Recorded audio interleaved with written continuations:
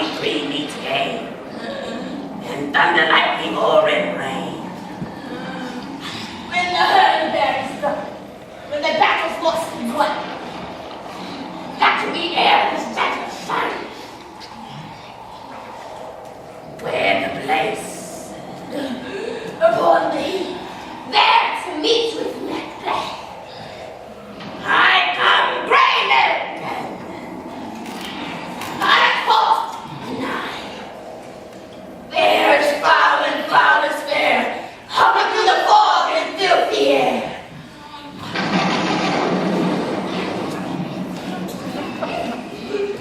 Oh.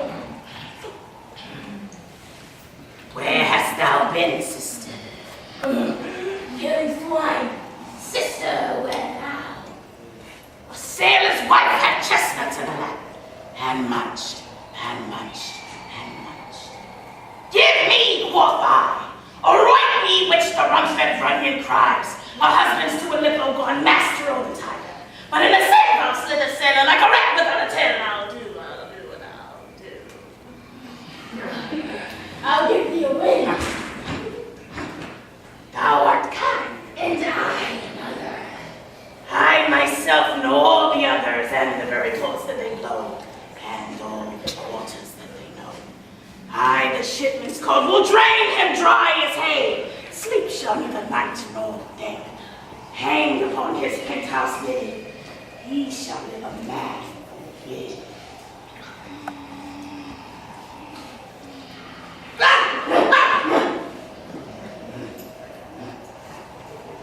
Here he smites 9 times 9. Shall he dwindle, peak, and pine? Though his walk cannot be lost, yet it shall be a tempest tossed. Ah, look what I have. Show me, show me. Here I have a pilot's thumb wrecked homeward he did come.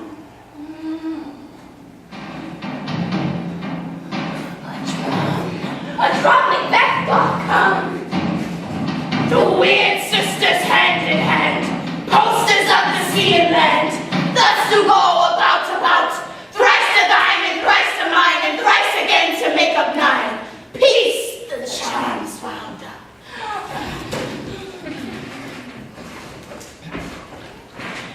So foul and fair a day I have not seen. How far is Pelt's forest? What are these so withered and so wild and retired that look not like inhabitants of the earth, and yet are on't? Live you, or are you off? That man may question. You seem to understand me by each at once a chappy finger laying upon his skinny lips. You should be women, but your beards forbid to seem so pretty, so. Speak if you can. What are you? All hail to Macbeth! Hail to thee, Thane of blood! No. All hail Macbeth. Hail to thee. Thane of Cornwall. All hail Macbeth. Hail to thee. Thou shalt be king hereafter. Good sir, why do you start and seem to fear things that do sound so fair? In the name of truth, are ye fantastical, or that indeed which outwardly ye show? My noble partner you greet with present grace and great prediction of noble having and royal hope that he seems rapt withal. To me speak not. If you can look into the seeds of time and say which grain will grow and which will not, speak then to me, who neither beg nor fear your favors, nor your hate. Hail. Hail. Hail. Lesser than Macbeth, but greater. Not so happy, yet much happier. Thou shalt be king, so thou be mine. For all hail Macbeth and Banquo. Banquo and Macbeth, all hail. Stay, you perfect speakers. Tell me more. By Signal's death, I know I am Thane of Glamis. But how of Cawdor? The Thane of Cawdor lives a prosperous gentleman, and to be king he stands not within prospect of belief, no more than to be a Cawdor. Say from which know this strange intelligence, or why upon this blasted heath you stop our way with such prophetic greeting. Speak, I charge you! The earth hath bubbles, as the water has, and these are of them. Whither are they vanished? Into the air would seem quadrupilted, as breath into the wind. Would they had here as we do speak about, or have we eaten the insane root that Shakespeare is a prisoner? Your children shall be kings. You shall be king. And then harder too, but did not To the so. self-same tune of words. Who's there?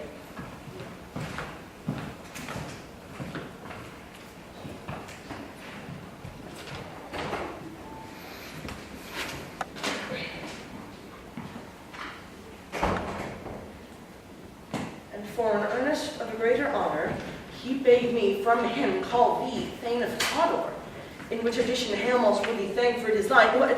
Can the devil speak true? The Thane of Cawdor lives. Why do they just with broad robes?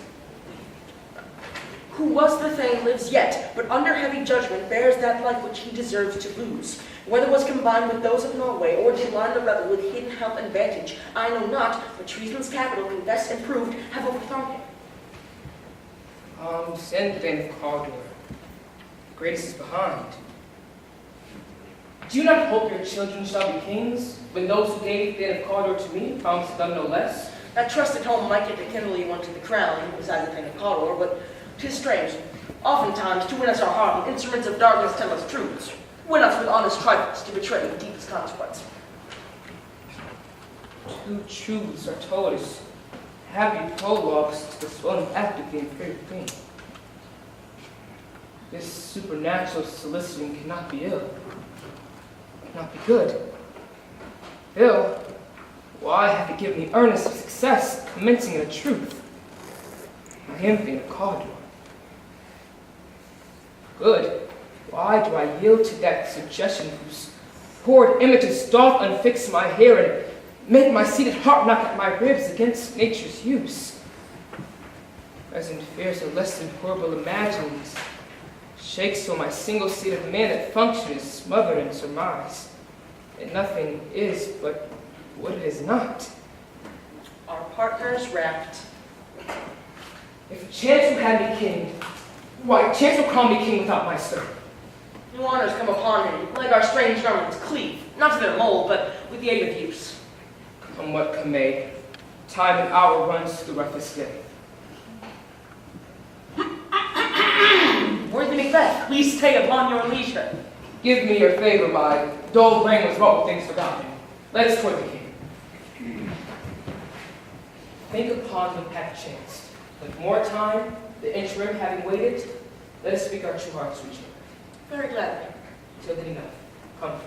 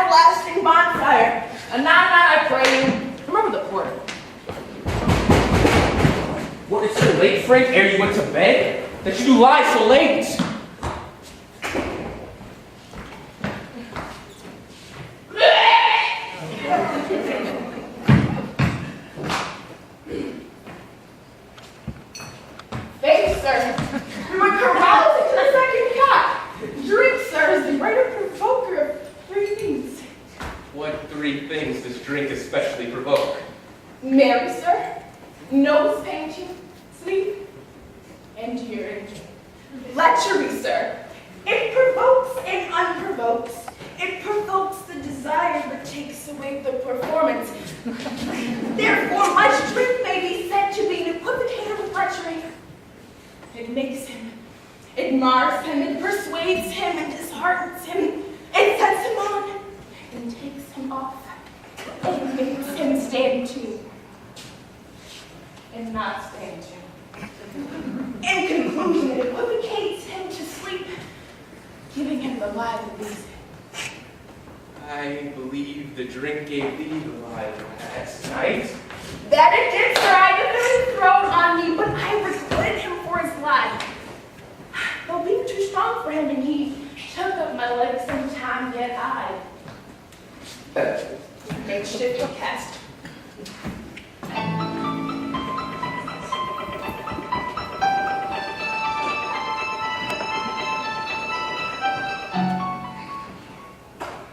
Tied me to a stake that cannot fly. Fear like I must fight this course. What is he that's not born of a woman? Such a one I'm to fear, or none.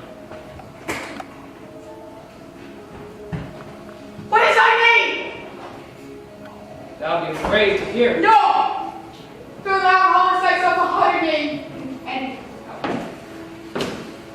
My name is Macbeth.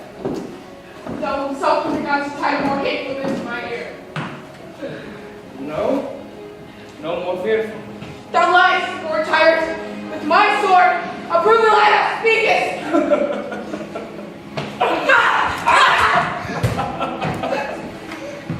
Thou was born of a woman!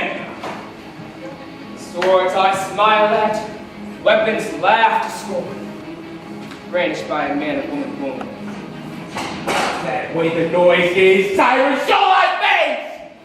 If thou be a slave by no stroke of mine, then my wife and children's ghosts will haunt me still. I will not strike at wretched curds whose arms are hired to bear their staves. Either thou, Macbeth, or my sword with an unbattered edge, I sheath again undeeded. There shouldst thou be, by the great clatter. One of the greatest notes seems brief. Fortune, as we find it, and the more I make. Why should I play the Roman fool and die on my own sword? Elias lives, gashes do better upon them. Of all men, I've avoided thee. Get thee back. My soul is too much charged with blood of thine already. I have no words. My voice is in my soul without loving ability turns to reality.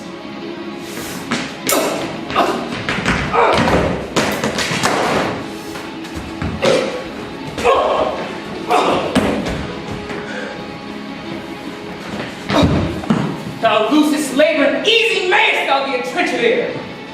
Thy king's sword impresses make thee bleed. If I play, let thy blade fall in local crest.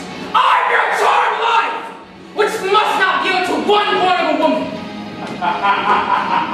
Despair thy charm, and to the iniquities I still have served, tell me, Macduff was from his mother's womb, untimely ripped. Cursed be the tongue that tells me so.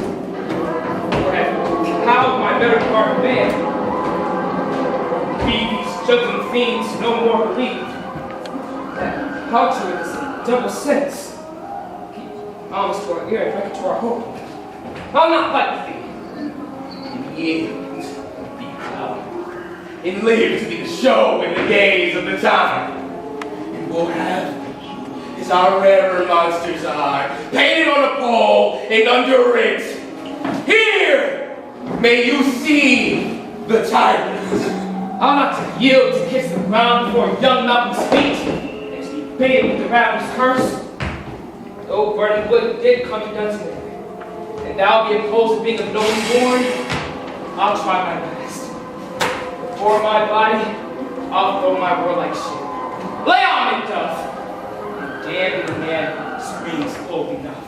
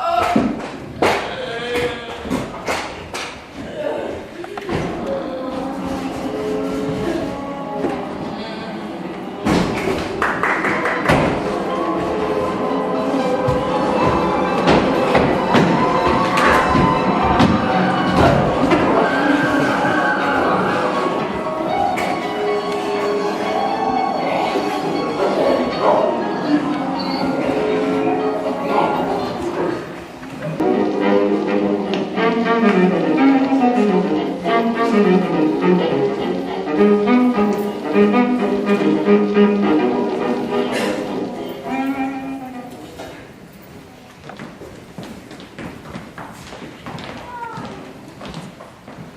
Battle of the Centaurs, to be sung by an Athenian eunuch to the harp. Will none of that. That have I told my love in glory of my kinsman Hercules. The riot of the tipsy bacchanals, tearing the Thracian singer in their rage. That is an old device, and it was played when I from Thebes came last a conqueror.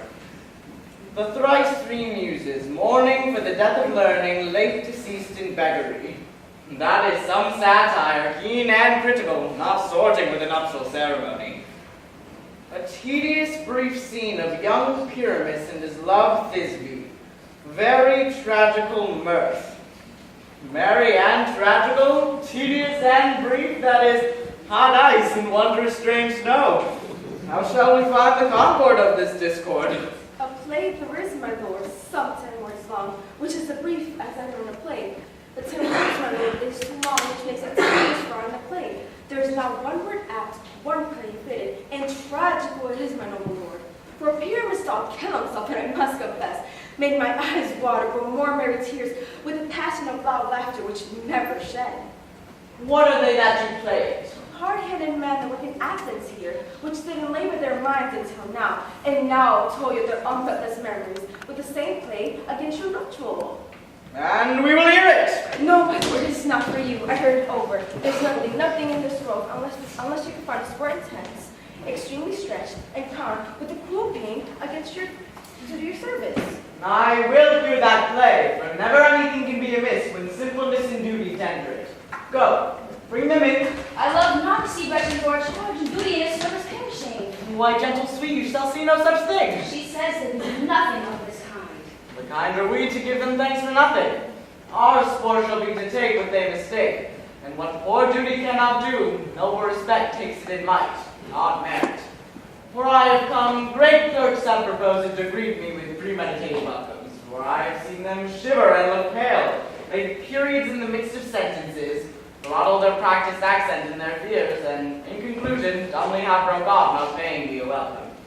Trust me, sweet, out of this silence yet I picked a welcome, and in the modesty of fearful duty, I have read as much as from the rattling tongue of saucy and audacious eloquence. Love, therefore, in tongue-tied simplicity, in least speak most to my capacity. So please, your grace, the prologue is addressed. Let him approach.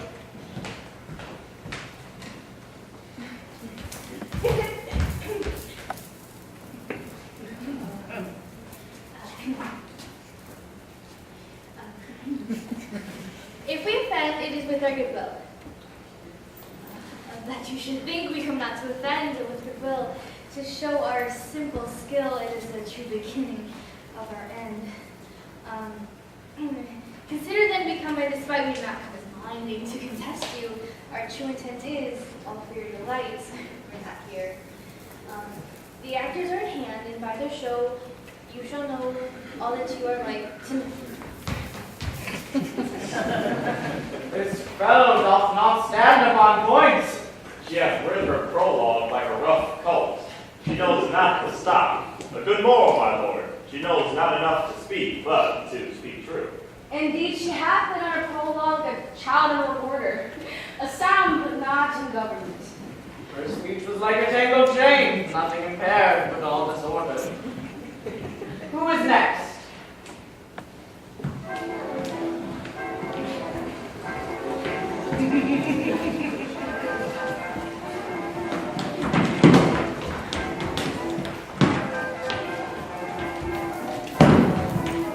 Gentles, perchance, you wonder at this show, but wonder on till truth makes all things plain. This man is Pyramus, if you would know. This be to slay me. This be a certain. That man with line and rough cast doth present wall, that vile wall which did these lovers suffer. And who false shameful souls dare content to whisper, and bewitch that no man wonder. This man with lantern and dark rush of horn doth present moonshine, for if you would know, by moonshine did his lovers think, no scorn, meet that night is too. There, they woo. This grizzly beast, blind hide by name, the trusty Thisbe coming first by night, did scare away. her mental that you call, which lies in violent, bloody mountains slain. The non-conspirator, sweet, youth, and tall, ceases trusty Thisbe's mental son. Wherever blade, with bloody, blameful blade, he bravely draws.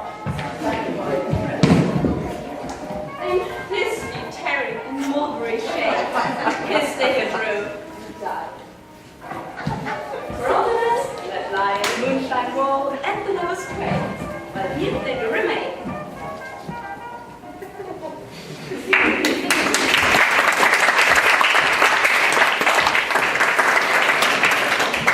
I wonder if the lion can speak. No wonder, my lord. One line made what many asses do. In the same instrument a death befall, that I, once not pretty, presents a wall.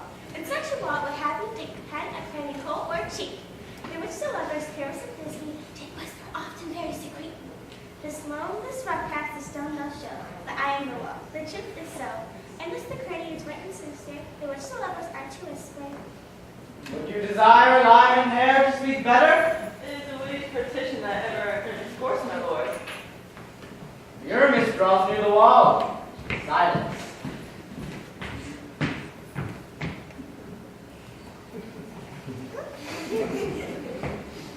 Oh, glim-looking night. Oh, night, with hue so black. Oh, night, which have walked when day is not. Oh, night, alack, alack, alack. I feel my Thisbe swammeth. It's forgot. And that wall, oh sweet, oh lovely wall, that stands between the father's ground and mine. And that wall, oh sweet, oh lovely wall, show me that chink to blink through with mine eye. Thank courteous wall shall still do well for this.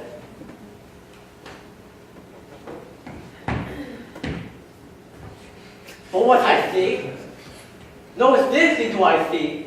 Oh wicked wall, for whom I see no bliss, cursed by thy stones for thus deceiving me. The wall, methinks, being sensible, should curse again. No, in truth, sir, he should not. Deceiving me is Thisbe's cue.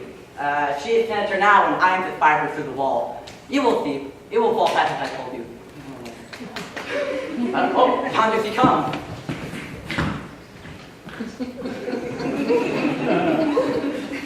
Oh, wall. Oh, wall. My moans, for pardon, my fair appearance, and me, my cherry lips, have often kissed thy stones with lime and hair knit up in me. I see a voice. Now will I to the chink, to spy and I can hear by Thisbe's face. Oh, Thisbe! My love, thou art my love, I think. Think what thou wilt. I am thy lowest waist, and like Lymander am my trusty still. And I, like Helen, to the fates me kill. Shafts was the pulpit. What's so true? As shaft was the progress I to you. Oh, kiss me through the hole of this vile wall. I kiss all and all, not your lips and all. Wilt thou meet me at Ninny's tomb straightway? Tide there, tide light, I come without delay.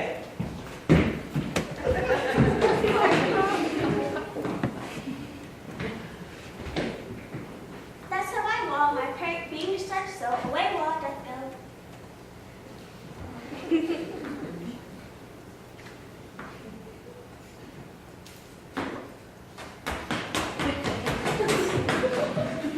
Now is the marrow down between the two neighbors. No remedy, my lord, when walls are so willful either without warning. This is the silliest stuff that ever I've heard. The best in this kind are but shadows, and the worst no worse if imagination amend them. It must be your imagination then, and not theirs. If we imagine no worse of them than they of themselves, they may pass for excellent men. Here comes a noble beast in, a lion.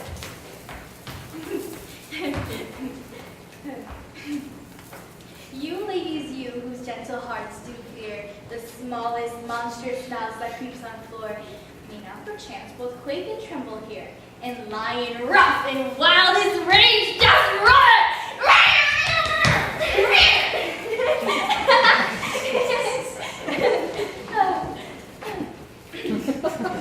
Then know that I was no good joiner, and a lion fell, nor else no lion's dam.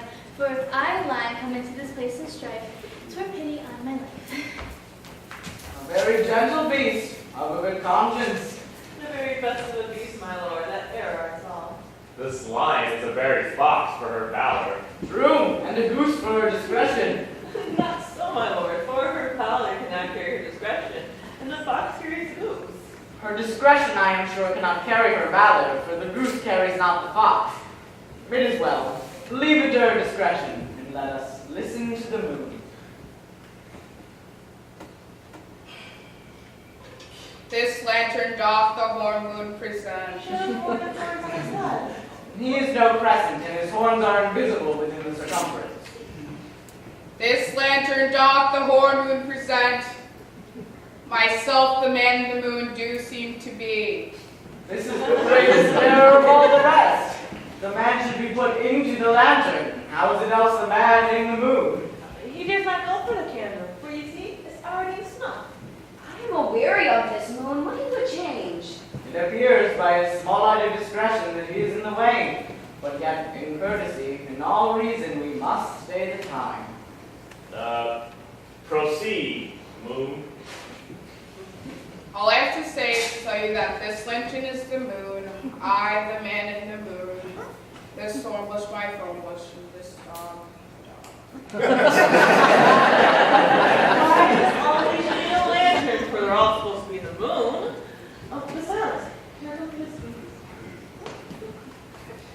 this? This is old Nitty's tomb. Where is my love?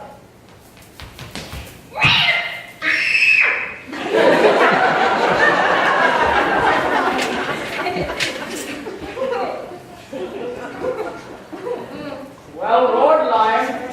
Well run, Thisbe. Well shone moon. Should the moonshine be go good work? Well mouthed, lion. And so the lion vanished. And then was Pyramus.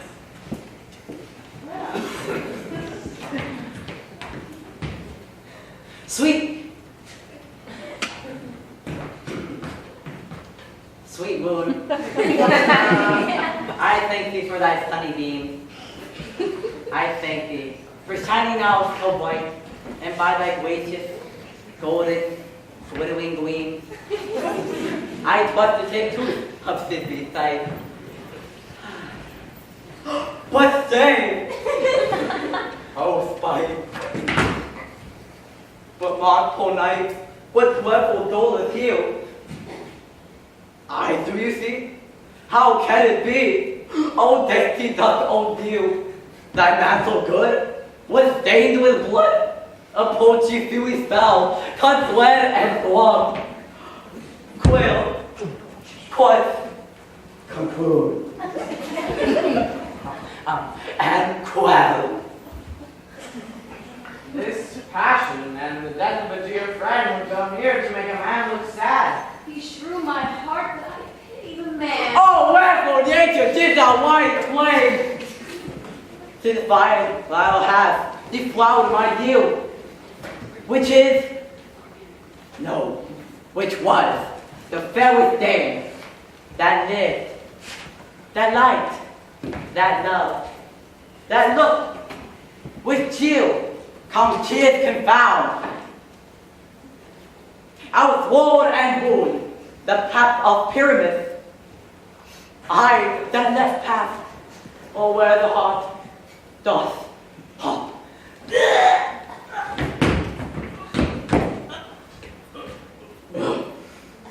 Oh, thus die I. Oh, thus. Oh, thus. Oh, thus. Thus.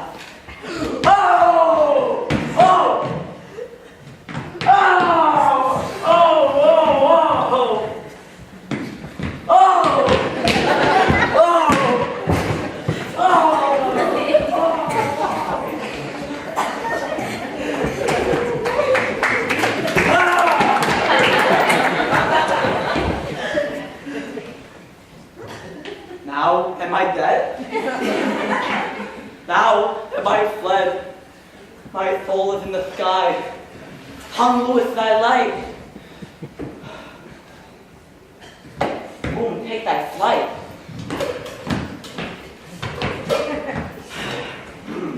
Now die, die, die.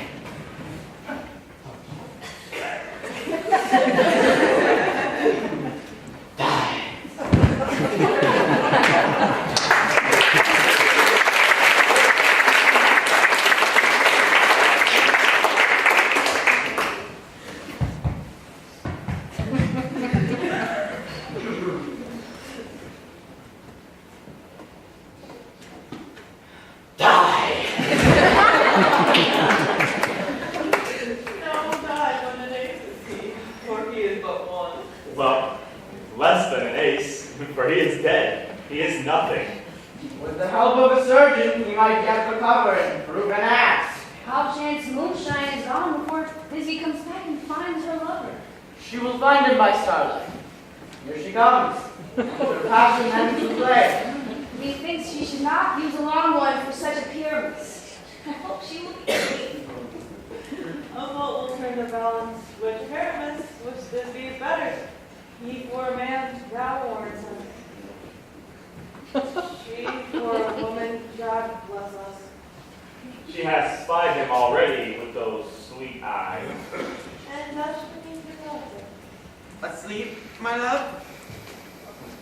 What? My love? Oh, Pyramus, rise! Speak, speak! Quite dumb, dead, dead. A tomb was covered these sweet eyes. These my lips. This cherry nose. These yellow cowslip cheeks. Are gone. Lovers make moan. His eyes were as green as leeks. Oh, sisters three, come to me with hands as pale as milk. Lay in the door, since you have pure, who hears his thread of silk. Tongue not a word, come trust the sword, come lay my breast and brew. And farewell, friends. Thus this be ends. Adieu, adieu. Moonshine and Lion are left to bury the dead. I wall too. No, I assure you, sir. The wall is down that part of their fathers. Oh, will it please you to see an epilogue? Or I'll bring back then to get two of our company. No!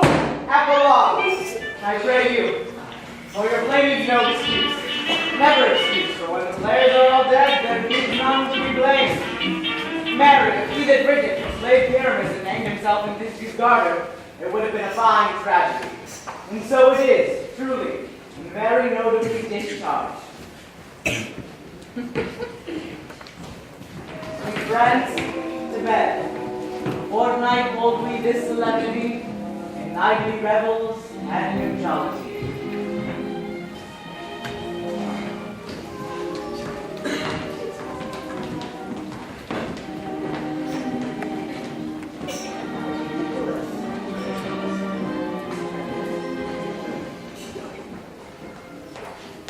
If we shadows have offended, think but this, and all this mended.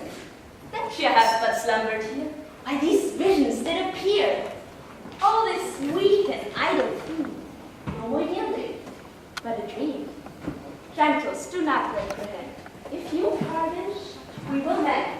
And as I'm an honest puck, if we have unearned luck, not to escape the severing sun, we will make amends along. Else, the Patalaya call. So good night unto you all. Give me a hand if we'll be friends, and Robin shall restore amends.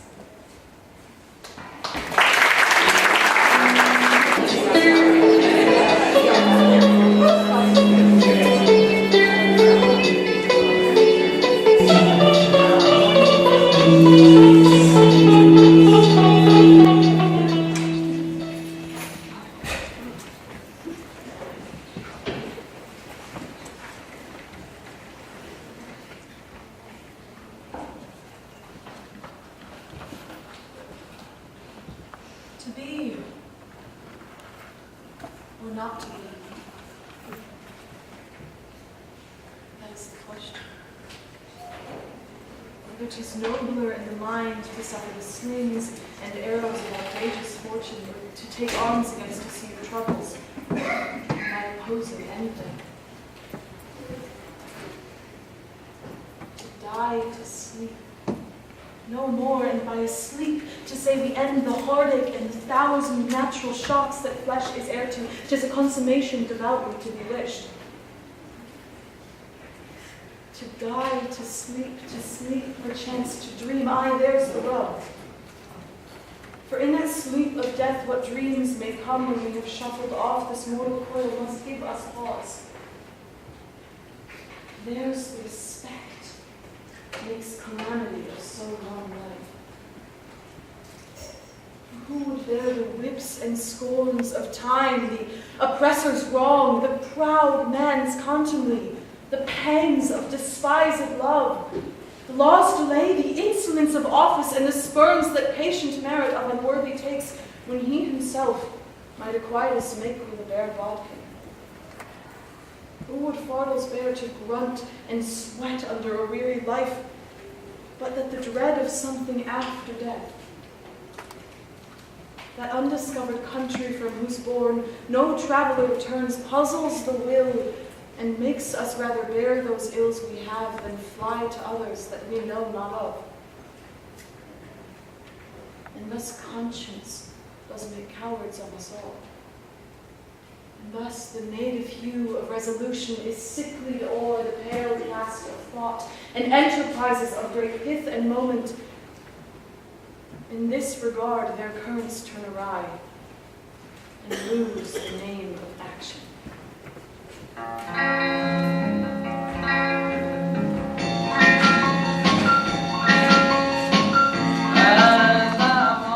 Oh, that this total solid flesh would melt, thaw, and resolve into a dew!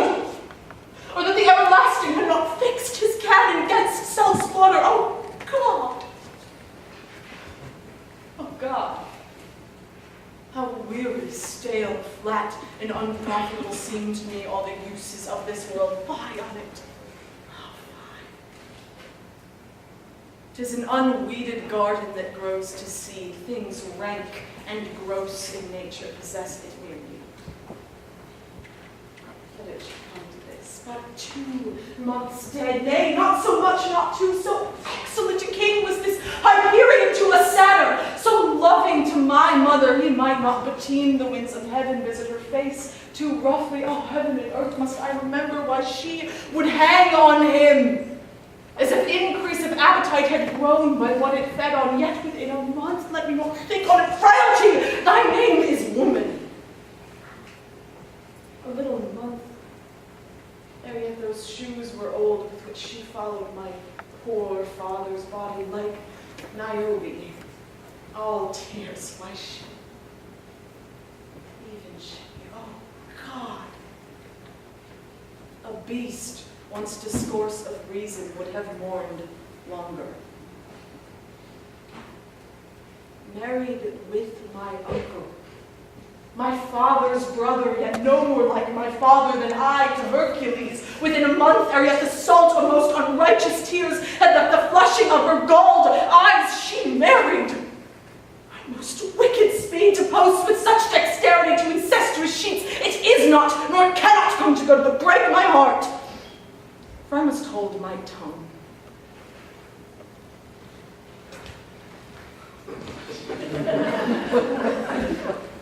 Hail to your lordship. I am glad to see you, Horatio, or do I forget myself? The same, my lord, your poor servant ever. Sir, my good friend, I'll change that name with you. And what make you from Wittenberg, Horatio? Marcellus. My good lord. I'm glad to see you. Good evening, sir. And what in faith make you from Wittenberg? A true disposition, good my lord. I would not hear your enemy say so, nor shall you do mine ere that violence, making it truster of your report against yourself. I know you are no truant. But what is your affair in Elsinore? Will teach you drink deep ere you depart. My lord, I came to see your father's funeral. I pray thee do not mock me, fellow student. Methinks it was to see my mother's wedding. Indeed, my lord, I followed hard upon. Swift thrift, Horatio. The funeral baked meats did coldly furnish forth the marriage tables. But I had met my dearest foe in heaven, or ever I had seen that day, Horatio. My father. Methinks I see my father.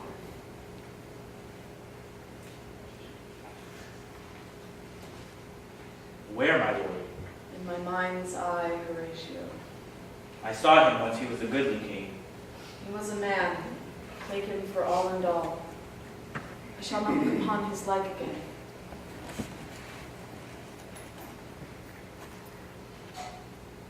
My lord, I think I saw him yesterday.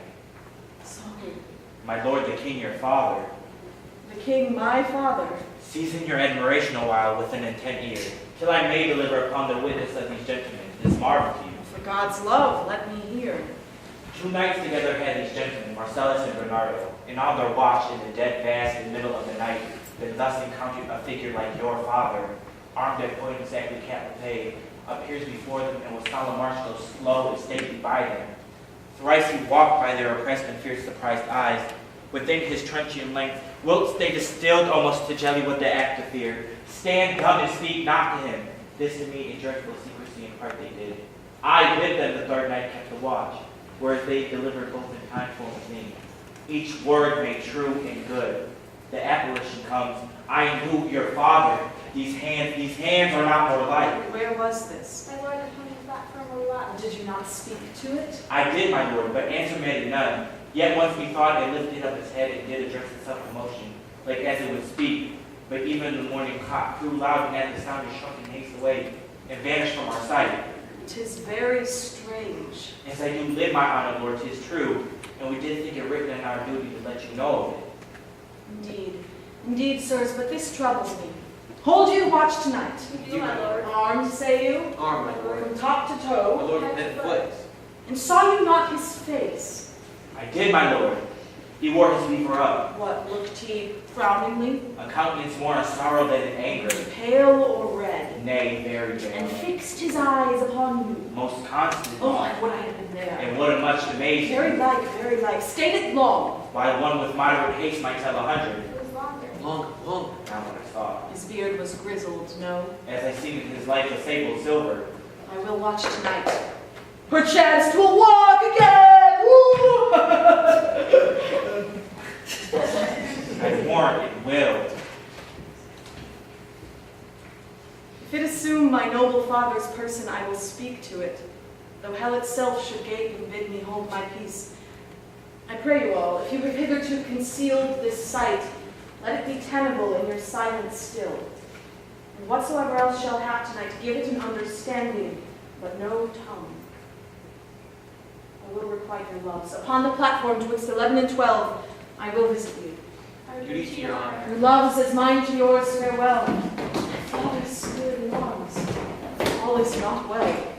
I doubt some foul play would the night overcome. Till then, sit still, my soul, though foul deeds must rise, though all earth o'erwhelm them to men's eyes.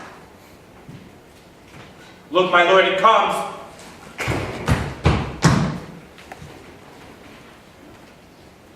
Angels and ministers of grace defend us.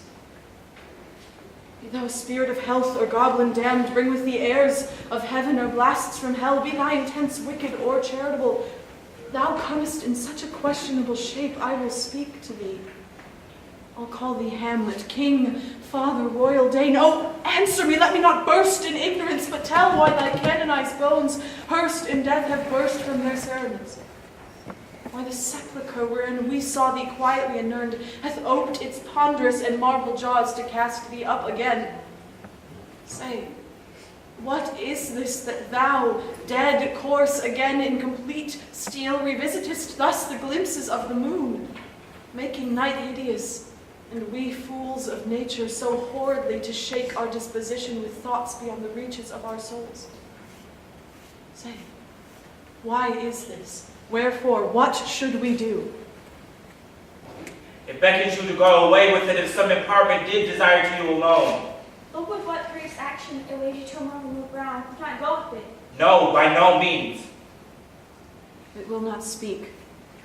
Then I will follow it. Do not, my lord. Why? What should be the fear? I will not set my life in a pin's fee, and for my soul, what can it do to that, being a thing immortal as itself? It waves me still. I will follow it. What if it tempt you to the flood, my lord, or to the dreadful summit of the cliff, that beat o'er his base into the sea, and there assume some other horrible form, which might deprive your sovereignty of reason and draw you into madness? Think of it. The very place puts toys and desperation without more motive into every brain, that looks so many fathoms to the sea and hear a roar beneath. It waves me still. Go on, I'll follow thee. You shall not go, my lord. Be ruled, you shall not go. Hold off! My fate cries out and makes each petty artery in this body as hardy as the Naaman lion's nerve. Still I am called by heaven. I'll make a ghost of him that lets me. I say away. Go on, I'll follow thee. He waxes desperate with imagination. Does not fit us to obey him. Have asked him to will issue with his tongue. He thinks right instead of the heart. Heaven will direct it. May let's follow.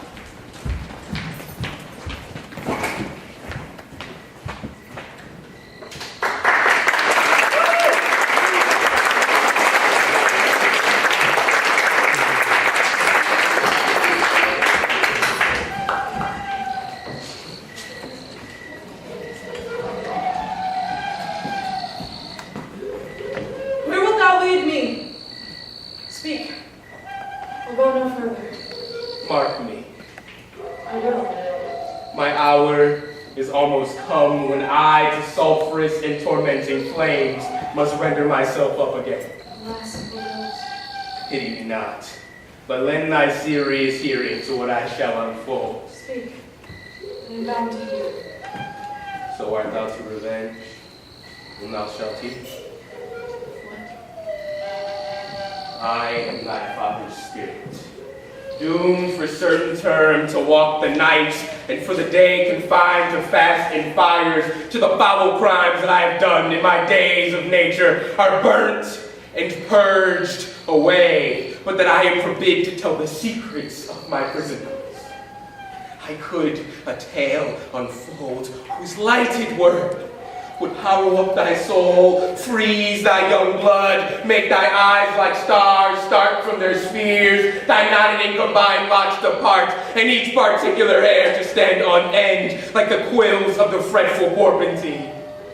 But this eternal blazon must not be to ears of flesh and blood. List, list, oh list! If thou ever didst thy dear father love, revenge is most foul and most unnatural murder. Murder most foul as in the best it is, but this most foul, strange and unnatural. Haste me to know it, that I with wings as swift as meditation or the thoughts of love may sweep to my revenge. I find thee apt. And other shouldst thou then be than the fat weed that roots itself in ease on left worship. Wouldst thou not stir this? Now enmity, 'tis given out, that sleeping in my orchard, a serpent stung me, and so the whole ear of Denmark is by a forced process of my death, rankly abused. But know this, thou noble youth, the serpent that did sting thy father's life, now wears his crown. Pathetic soul. My uncle. Aye, that incestuous, that adultery beast, with witchcraft of his wits, with traitorous gifts, a wicked wit and gifts that have the power so to seduce.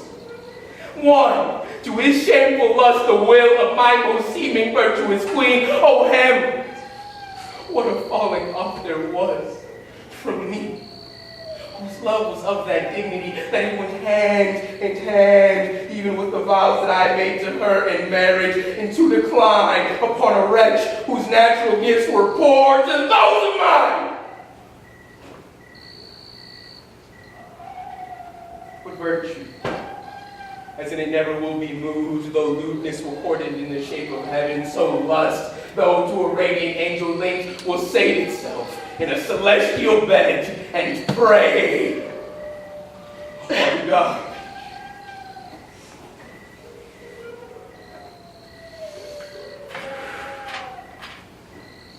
So, 'neath thinks I scent the morning air, brief let me be. Sleeping within my orchard, my custom always of the afternoon, upon my most secure hour.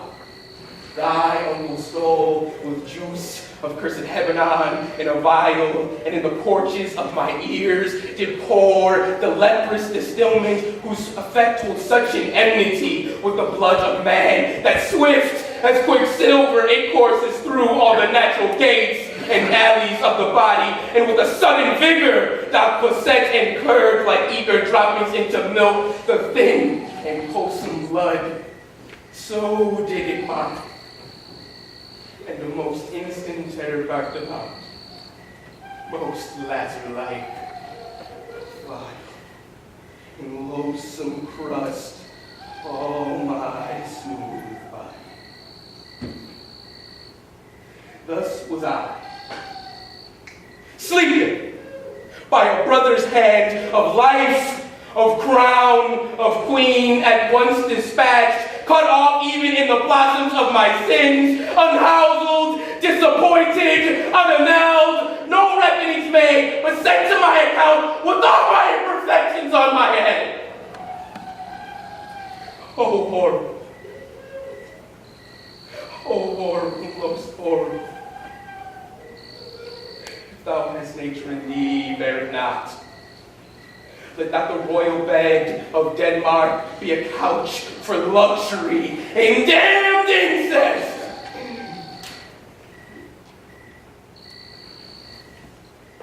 But howsoever thou pursuest this act, think not thy mind, nor let thy soul contrive against thy mother-law. Leave her to heaven and to the thorns that in her bosom lodge, prick and sting. Let her do all it wants. Low word shows the matin to be near, and begins to pale with uneffectual fire. Adieu. Adieu. Remember me.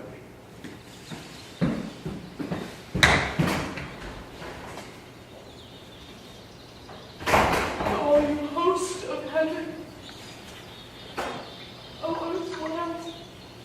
Shall I couple hell off high? Hold my heart, and you, my sickness grown up, instant old, but bear me stiffly up. Remember me. I, thou poor ghost, while memory holds a seat in this distracted globe, remember thee. Yea, from the table of my memory, I'll wipe away all trivial fond records, all saws of books, all forms, all pressures past that youth and observation copied there, and thy commandment, all alone, shall live within the book and volume of my brain, unmixed with base matter, yes, by heaven.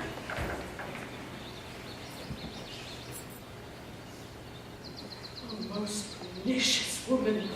Oh, villain, smiling, damn it, villain! My tables. It is I set it down that one may smile and be a villain. At least I am sure it may be so in Denmark. So, uncle, there you are. Now to my word, it is adieu, adieu. Remember me. I have sworn it.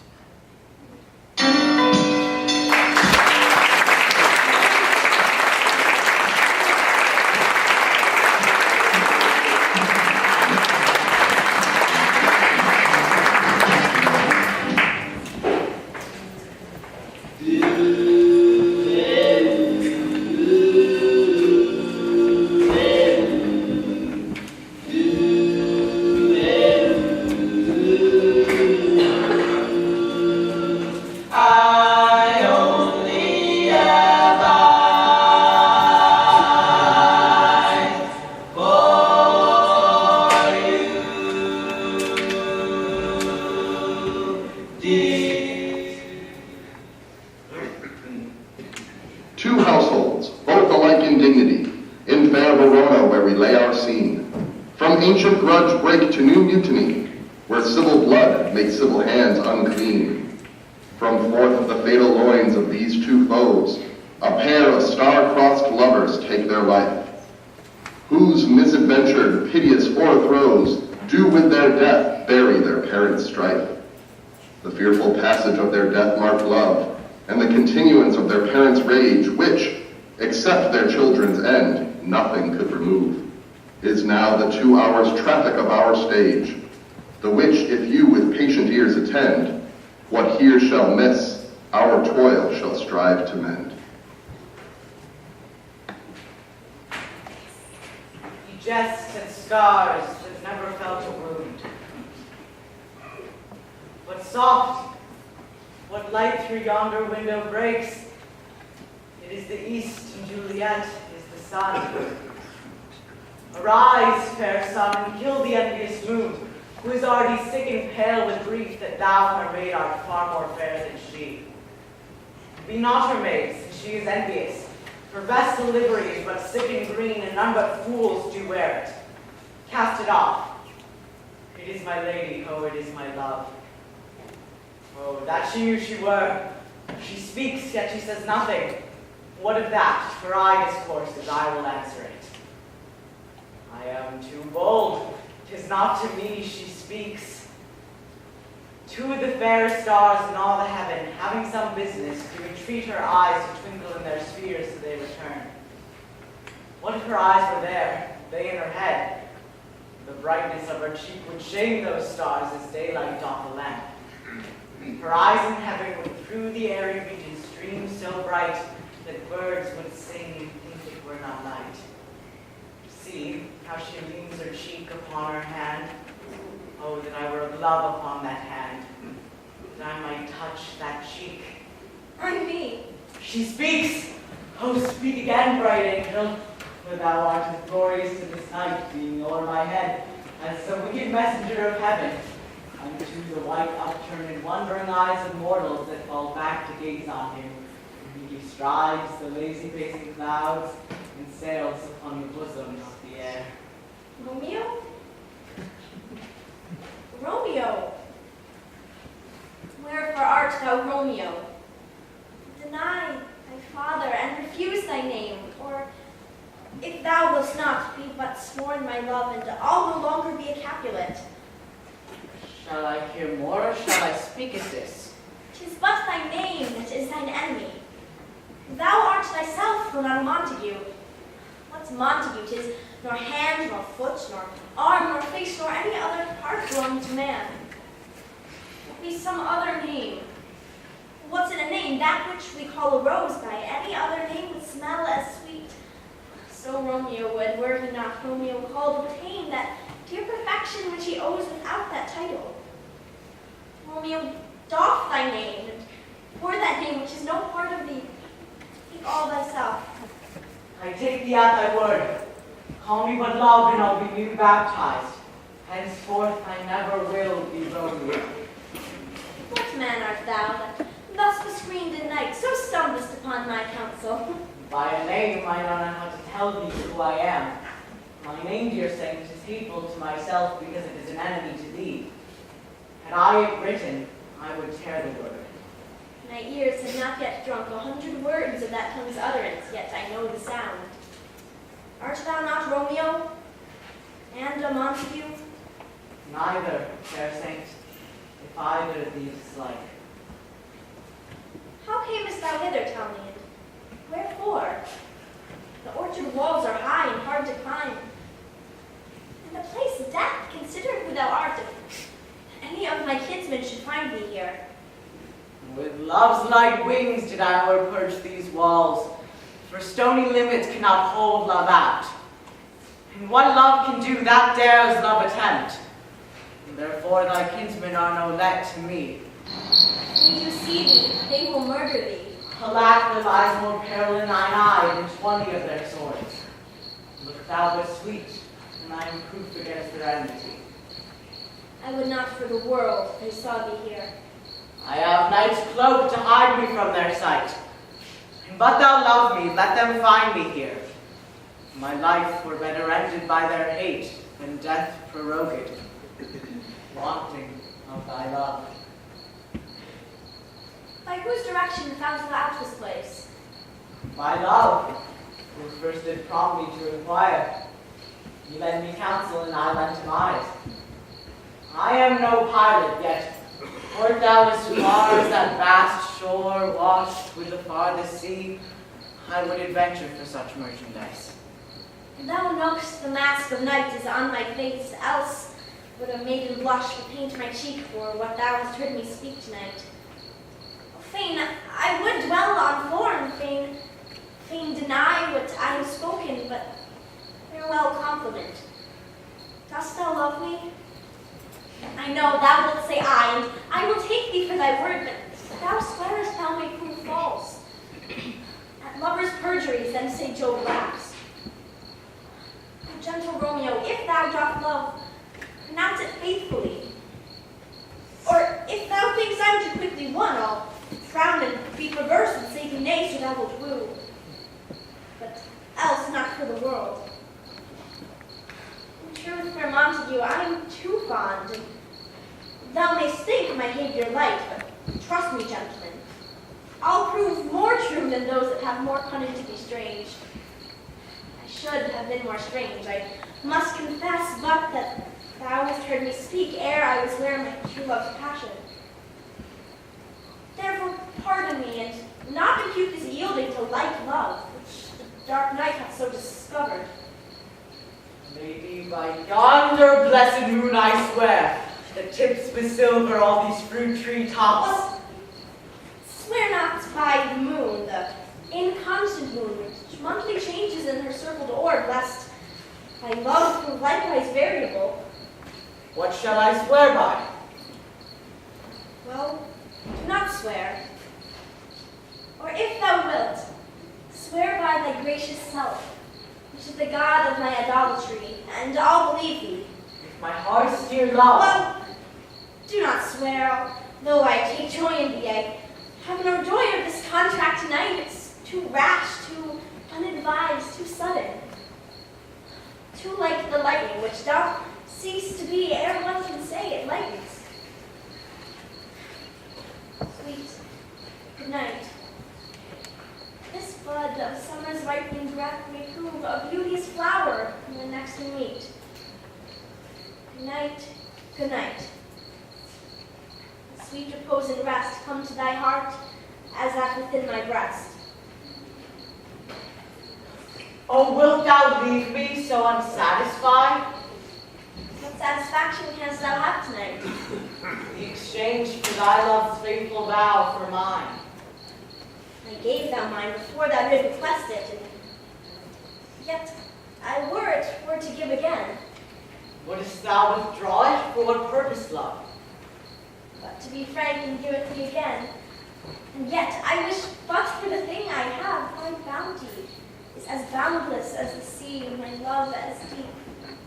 The more I give thee, the more I have, for both are infinite. Yet I hear so much within, dear love, do, anon, nurse. Sweet Montague, be true, stay but a little, I will come again.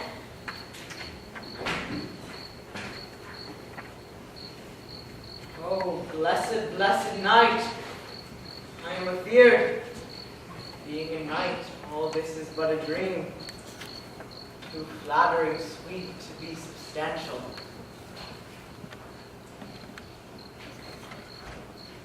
Three words to Romeo, and then good night indeed.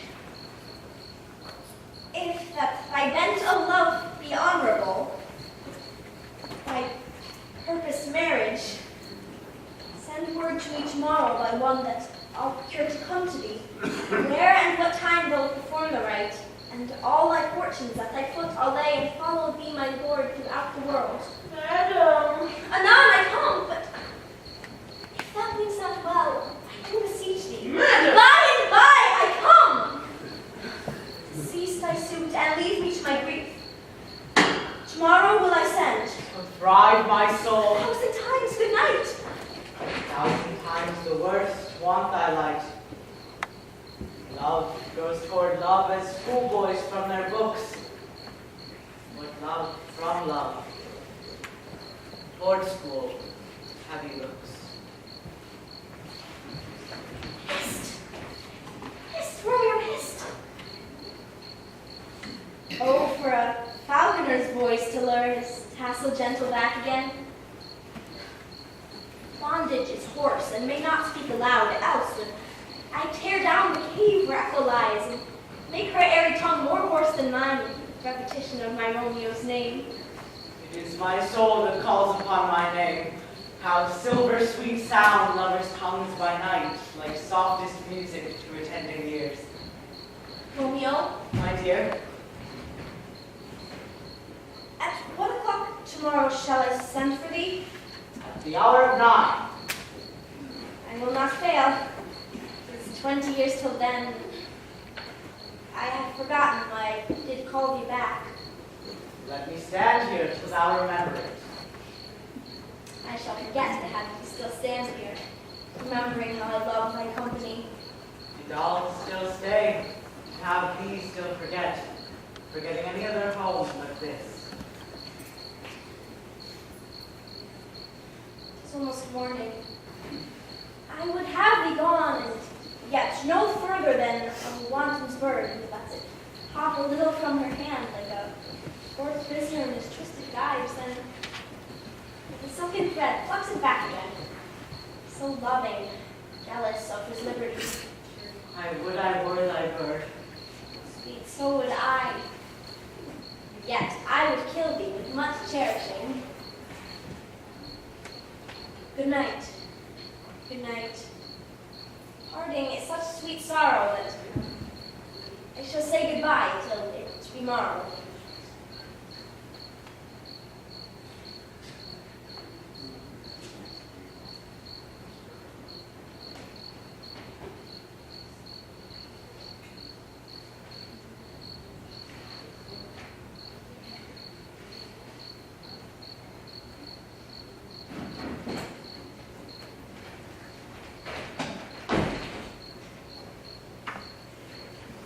Sleep well upon thine eyes, peace in thy breast. Would I were sleep in peace so sweet to rest. Hence will I to my ghostly father's cell, his help to crave and my dear hap to tell.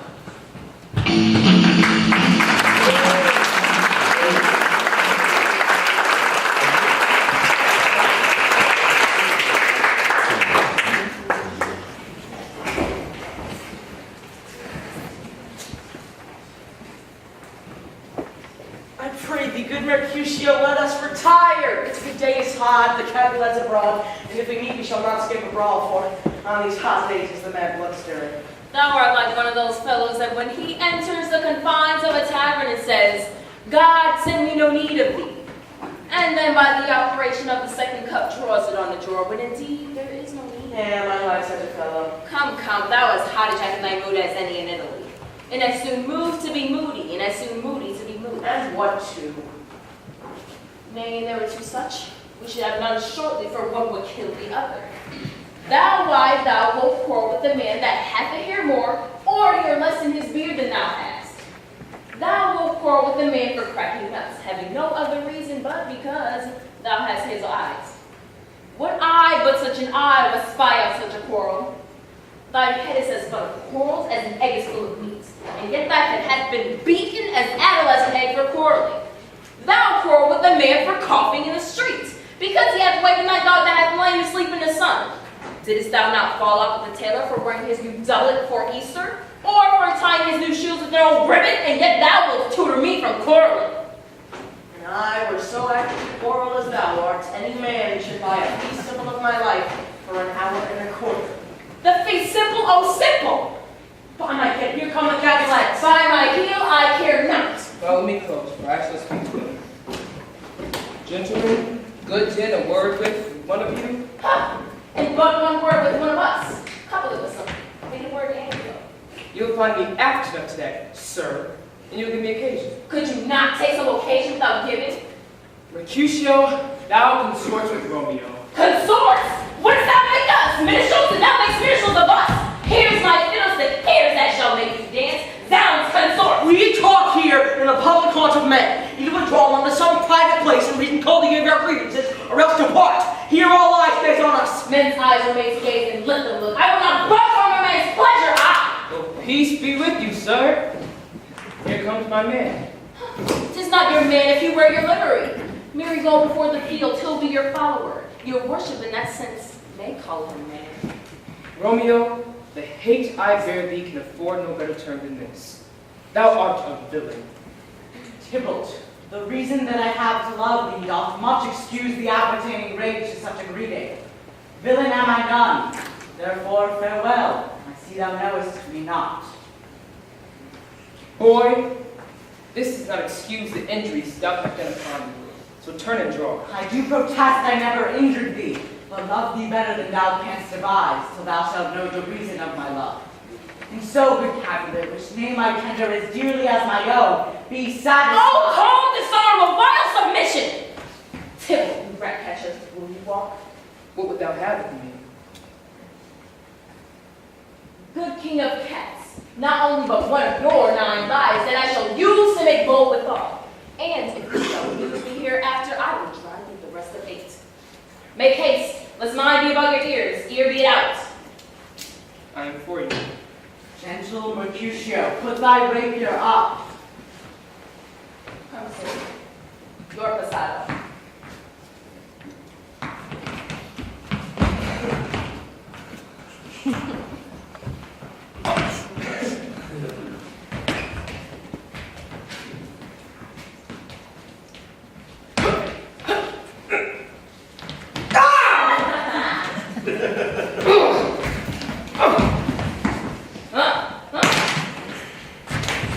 Gentlemen, for shame, forbear this outrage.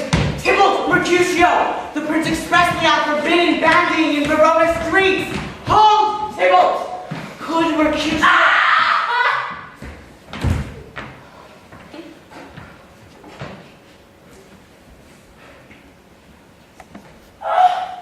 I'm hurt! A plague on both your houses, I am slain! Is he gone? It hath nothing! What, art thou hurt? I have scratch, Mary, 'tis enough. Courage, man, the hurt cannot be much. No, 'tis not so deep as a well, nor so wide as the church door, but 'tis enough.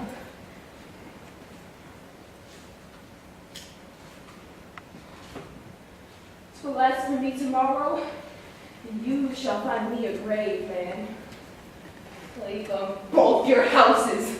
Zounds, a dog, a rat, a mouse, a cat. Scratch a man to death. A rogue, a bragger, a villain that fights the book of arithmetic. By the devil came you between us. I was hurt under your arm. I thought all for the best. Help me to some husband bully or I shall faint. A plague on both your houses that may words be to me and something to your houses. This gentleman, the prince's near ally, my very friend, hath got his mortal hurt in my behalf. My reputation stained with Tybalt's slander. Tybalt, that an hour hath been my kinsman. Oh, sweet Juliet, thy beauty hath made me effeminate, and in my temper softened valor's steel. Oh, Romeo. Romeo. Mercutio is dead. That gallant soul hath aspired the clouds, which far too untimely here did scorn the earth. This day's black fate on more days doth depend. This but begins the woe, others must end. Alive in triumph in Mercutio slain, away to heaven respected Kennedy, and at fire-eyed fury be my conduct now. Now, Tybalt, take the villain back again that late thou gavest me, for Mercutio's soul is but a little way above our heads, staying for thine to keep him company. Either thou or I or both must go with him. Thou wretched boy that didst consort with him shall with him hence. This shall determine that.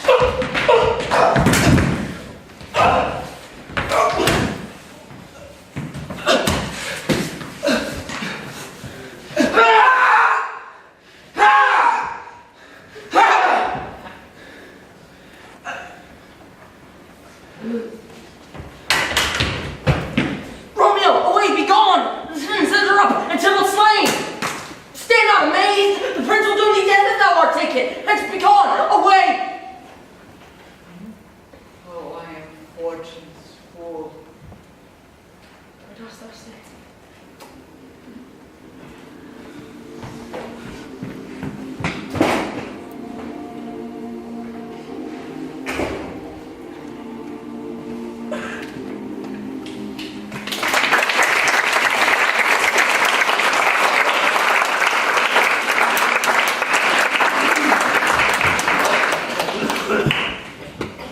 All the world's a stage, and all the men and women merely players.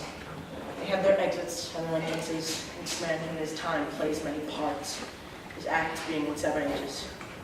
First the infant, mewling and puking in nurse's arms, and the schoolboy with satchel, shining morning face, creeping like a snail unwillingly to school.